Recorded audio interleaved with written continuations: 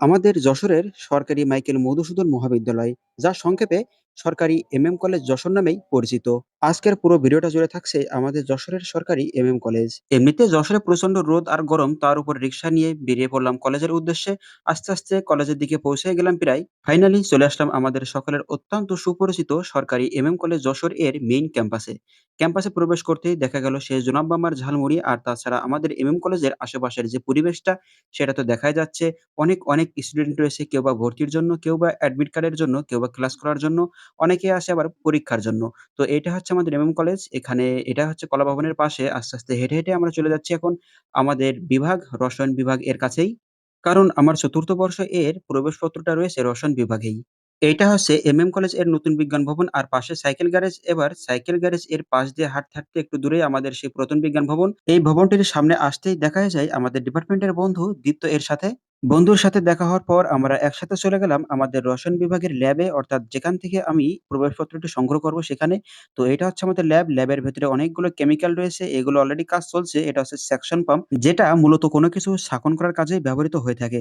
যা হোক, সামনে একটু দেখা যাচ্ছে এখানে বুলেট, পিপেট এবং অন্যান্য রাসায়নিক দ্রব্যাদি। আর এগুলো রয়েছে আমাদের ল্যাব অ্যাসিস্ট্যান্ট আনিস ভাই এর আন্ডারে। এখানে রয়েছে বিভিন্ন ধরনের টেস্ট টিউব, শাসন যন্ত্র, সেকশন পাম্প, তাছাড়া রয়েছে বিভিন্ন প্রয়োজনীয় কাগজপাতি। অর্থাৎ এই নথিপত্রগুলো কিন্তু আমাদের জন্য খুবই গুরুত্বপূর্ণ।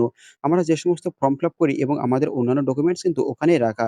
এগুলো হচ্ছে স্পিরিট ল্যাম্প, বিকার, গোলতলি ফ্লাস্ক এবং এর পাশে রয়েছে আয়তনিক বা আয়তনিক ভিত্তিক ফ্লাস্ক। এছাড়াও আমাদের ল্যাবে কিন্তু অনেক ধরনের যন্ত্রপাতি এবং রাসায়নিক দ্রব্যাদি রয়েছে।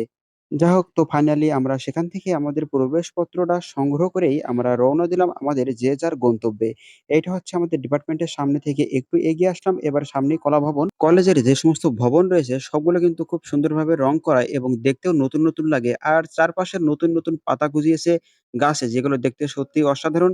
এটা হচ্ছে আমাদের এমএম কলেজের সামনে চেতনায় চিরঞ্জীব ভাস্কর্য, অর্থাৎ আমাদের এমএম কলেজের একমাত্র ভাস্কর্য হচ্ছে এইটা, চেতনায় চিরঞ্জীব। যদিও চেতনায় চিরঞ্জীব নিয়ে একটা ভিডিও আমার পেজে করা রয়েছে। এইটা হচ্ছে ক্যাম্পাসের মূল অংশ, অর্থাৎ কলা ভবনের সামনেই ফাঁকা মাঠ। আর এখানেই কিন্তু খুব সুন্দরভাবে একটা ভিউ রয়েছে। এই চেতনা চিরঞ্জীব ভাস্কর্যটির অবস্থান মূলত কলা ভবন এর পাশেই। এই চেতনা চিরঞ্জীব ভাস্কর্যটি মূলত মুক্তিযুদ্ধের একটি স্মৃতি বহন করে। ভাস্কর্যটির সামনেই পহেলা বৈশাখ উপলক্ষে খুব সুন্দর একটি আলপনা আঁকা হয়, যেটা দেখতে খুবই সুন্দর। এটা এমএম কলেজের নতুন কলা ভবন, আর এটা আব্দুল হাই কলা ভবন। যাই হোক, আমাদের প্রবেশপত্র নেওয়া শেষ। যদিও এমএম কলেজের ইতিহাস এবং বর্তমান সৌন্দর্য নিয়ে একটা ভিডিও এর আগে করেছিলাম, আমার এই পেজেই করা আছে, চাইলে দেখে নিতে পারেন। যা হোক, কলেজের কাজ শেষে এবার আমরা যে যার গন্তব্যে ফিরছি। আর এটা হচ্ছে যশোরের ইজি শোরুম। ইজি শোরুমের পাশ দিয়ে কিন্তু চলে যাচ্ছে। এটা হচ্ছে যশোরের রেল রোড, যেটা দেখতে সত্যিই অসাধারণ। রাস্তাটি ডবল লেনের এবং মাঝখান দিয়ে খুব সুন্দরভাবে রংবাহারি গাছ লাগানো, যা দেখতে সত্যিই অসাধারণ।